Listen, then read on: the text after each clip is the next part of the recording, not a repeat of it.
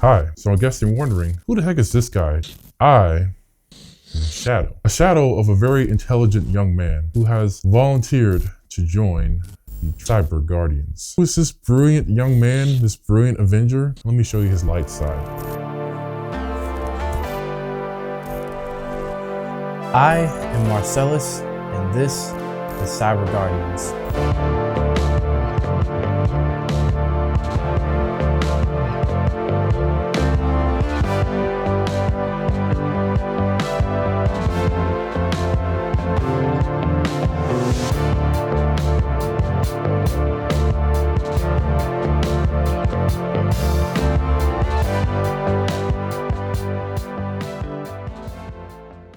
Hi, welcome to CyberGuardians Unlimited.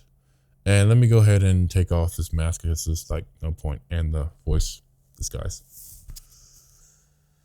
All right, so I'm glad that you guys are here. I appreciate your support. Let me go ahead and run through you on how the rest of the season's gonna work. So basically, I'm a straightforward guy, very serious on what I do. I'll start off with every episode with a TLDR. A TLDR is basically like a short summary. That way, you kind of know what the rest of the episode's going to be structured like. The TLDR for this episode is, you must think like an attacker to become the best defender.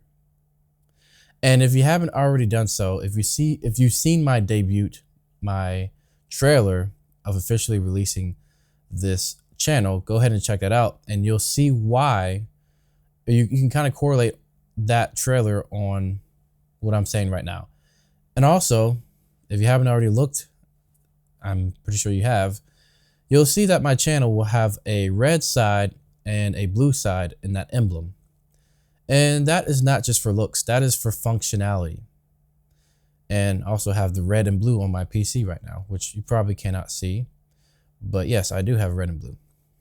The reason why the colors are red and blue is because, as any analyst, anybody that's working in the cybersecurity industry or IT, basically anything with technology related, information technology.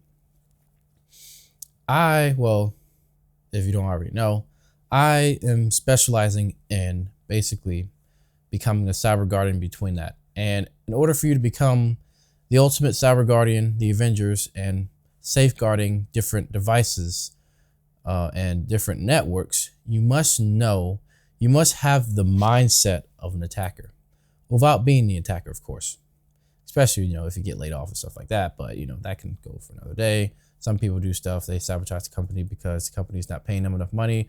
I can ramble about that all day, but that is an example of an insider threat where people will basically sabotage the company for whatever reason. But anyway, where was I? So yes, you have to have the mind of an attacker to become the best defender. Think of the Avengers, you basically are the Avengers of the whole network infrastructure, the internet. It could be within your company. Also, if you are working for a company, if you're safeguarding the company, you should hopefully be a defender for yourself. Use those same tactics for yourself. Why not? So, if I haven't already said so, I'm a pretty straightforward, serious kind of guy, but I like to joke every once in a while, because let's face it, everybody likes a joke every once in a while, just to lighten things up. But for the mood of the whole channel, I was going to say podcast, it's going to be a mixture between my humor and a little bit of seriousness. That's what I try to go for. You'll see most of my humor without the mask, but when this mask is on, I am a entirely different person. I have a multiple personality disorder, just letting you know. I'm kidding, guys. But anyway, so most people think cybersecurity is about building walls, and it is. Firewalls, antivirus, passwords. Passwords is kind of like a whole different ball game, but yeah, similar. But in order for you to stop attacks, you have to have that mindset of an attacker. Now, bear with me, guys. This is my first episode, so it's not gonna be perfect. It's gonna get better and better and better, so support me.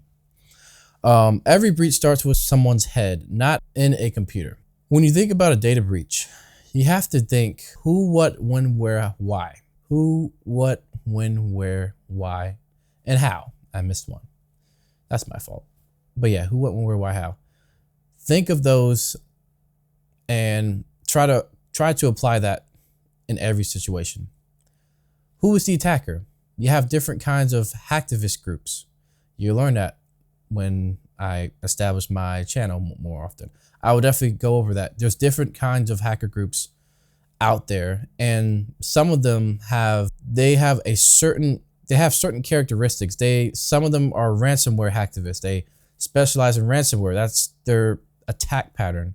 They like basically commencing ransomware attacks. Then you have some groups that want to disrupt. Also, you got to know the categories between these groups. Some of them, I don't know if you heard this, but there are 3 hats, although there's some people try to add 4 or 5 or 6. But remember these 3 hats. You have the white hat, not white hack. White hat, you have the black hat, and then you have the gray hat. So white hat hackers are pretty much the defenders. They're people that, it could be penetration testers, somebody who is testing the network infrastructure, trying to find all the holes to better put up the walls, to better guard whatever assets they're trying to guard. It can be servers, email servers, whatever the company has. Then you have the black hat hackers. Those are the bad guys. They hack for money, malicious intent, stealing information, things like that. It could be stealing accounts, trying to hijack someone's account. It's not always money. It's just sometimes it's about power. Sometimes they just do it for validation. As you see those TikTokers out there trying to get validation from others. Okay. Anyway, let's not talk about that. And then you have gray hat hackers. Gray hat is like, I don't know if you guys have seen or played this game. Have you heard of Watch Dogs? And I'm sure you guys are like coming up with some references right now. Yeah, Watch Dogs. I'm a huge fan, by the way. If you get that, if you've seen Watch Dogs or played it, you'll probably get what I'm trying to say. I'm a huge fan. Yeah. You can tell by, yeah. I'm not gonna spoil the game. But basically, it's like the main character in Watch Dogs. It's like gray hat hackers typically will hack based off of political beliefs. Like it could be something to do with government and rules that they don't agree on. They don't want to steal money. They just want to be heard. They want their voices to be heard. That's really their main motive. And some of them, it's really like a combination between black hat and white hat hackers, but it's like they're not necessarily bad or good. It's kind of like Venom, Venom, this black symbiote. He's good and bad. Okay, well, he's a bit complicated, but just think of it like that. That's what gray hat hackers are.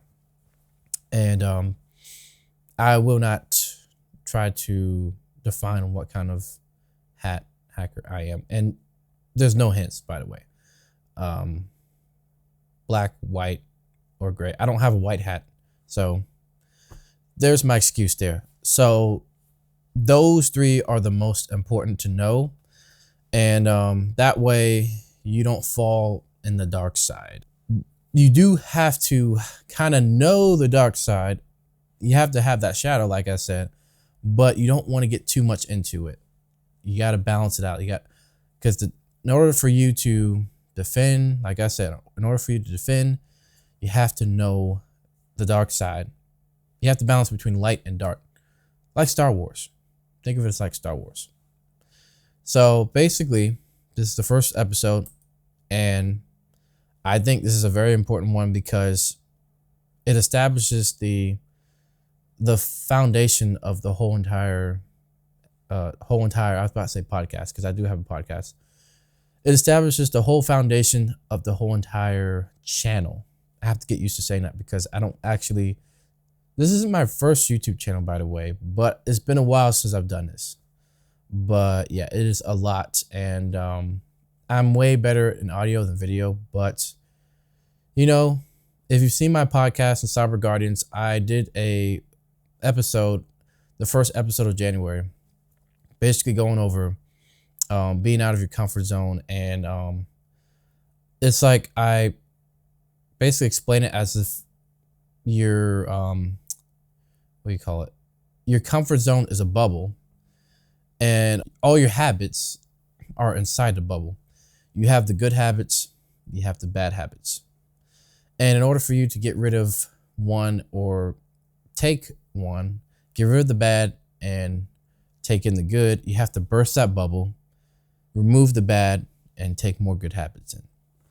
And the reason why that actually correlates to what I'm saying is because a lot of us, regardless of what we do, work, even in this industry, we will pick up on bad habits and also pick up on good habits. And another thing is that you have to be a person that's very comfortable with being uncomfortable. Not just a personal kind of thing to make yourself a better person, but in reality and also at work too. Nobody's perfect, but you have to have self-awareness and continue to learn continuously. I know I said that that's kind of close. But anyway, that is probably going to be it. Basically just establishing what the rest of this, oh God, I was about to say it again. This channel is going to be about. Before I end this video, I will go over a few more things with you guys. And this is kind of like the analyst mindset. A cybersecurity analyst does not think like a normal IT worker.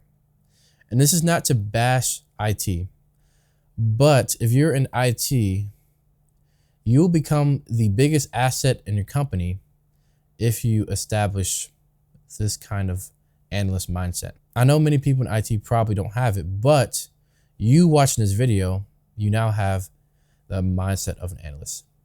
I had that curse and I'm giving that curse to you. Think like an attacker, a detective, a systems engineer, and a psychologist. They don't trust systems. They don't trust people. They trust evidence. Very powerful, right? They assume someone will click, something will fail, something will be misconfigured.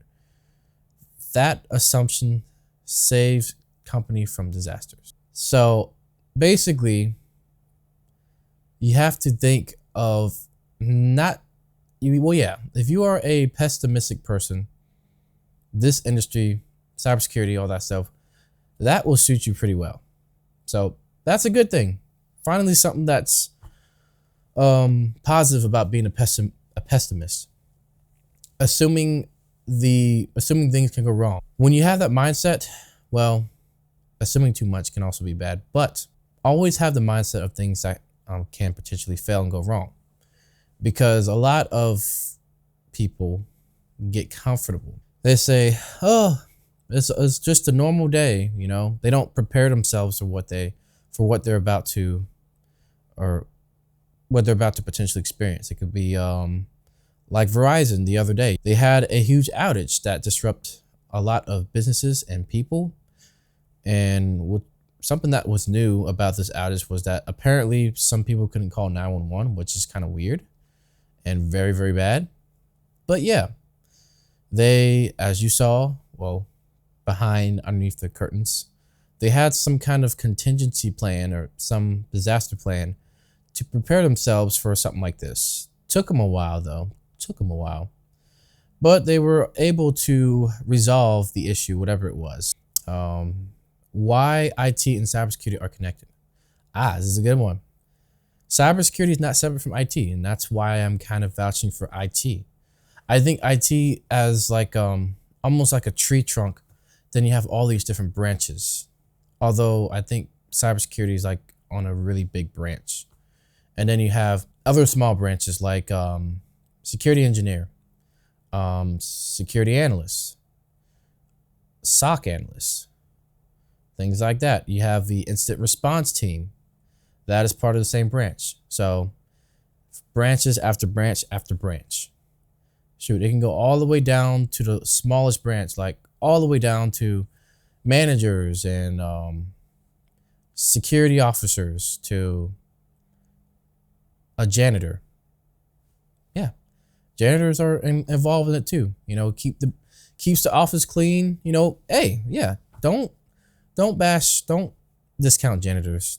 That's literally one of that job deserves a lot of respect. A lot of people don't give that job respect.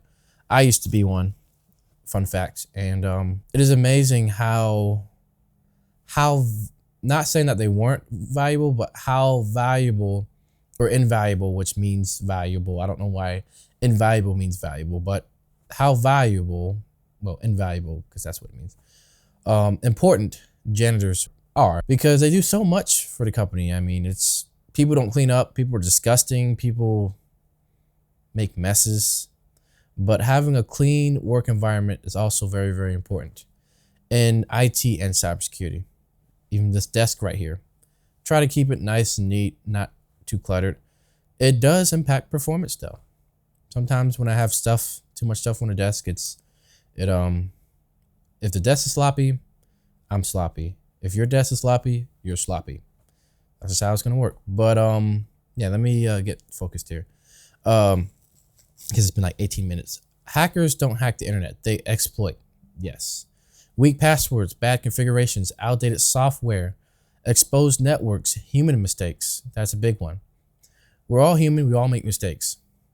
Don't bash people too much when they make mistakes, not unless they're one of the people who has had cybersecurity awareness training numerous times. They work for the company for a long time, and they're always that one employee that always clicks the link that they're obviously not supposed to click on.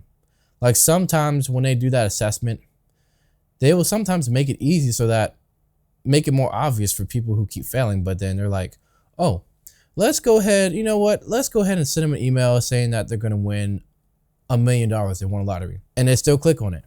But that's for a different rant. That's more of negligence and a lot of other stuff that I wish I could say, but I'm not going to say. But yeah, every cyber attack starts as an IT problem, which is why if you work in IT, it's having those skills, having that knowledge is very, very important, and it definitely helps as well.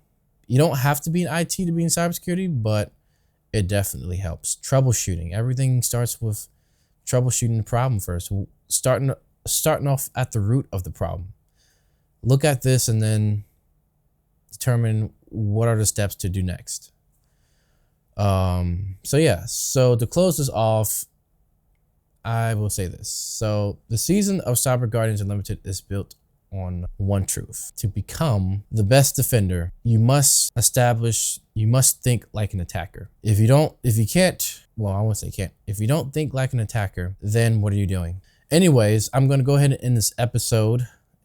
I know my first episode. The first episode's always going to be, well, I think it's the most important one, but people, of course, like to see the latest episode of whatever. I mean, I'm a bit of a hypocrite when I look at different YouTube channels and stuff like that. I never see the first episode. I just see the recent one. But yeah, that is going to be it. I hope you guys enjoyed and understand what this channel is going to be about. But if you haven't already done so, check out my podcast that's available. It's called CyberGuardians without the Unlimited. And I mean CyberGuardians, nothing else. It's not called CyberGuardians. It's not called CyberGuardians without the Unlimited. It's called CyberGuardians. So check out CyberGuardians. It's available on Spotify, Apple Podcasts, Pandora, and iHeartRadio. And as always, stay safe and stay secure.